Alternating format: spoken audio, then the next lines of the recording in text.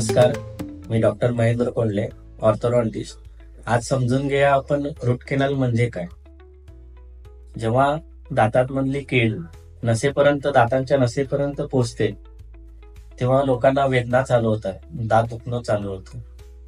त्या सिच्युएशन मध्ये आपण रूट कॅनल ट्रीटमेंट ही सजेस्ट करतो. म्हणजे जे आत इन्फ्लमेशन झालेलं आहे ते आपण इन्फ्लमेशन काढून परत आर्टिफिशियल नसा दातांमध्ये भरतो, सिमेंट भरतो दातांमध्ये परत.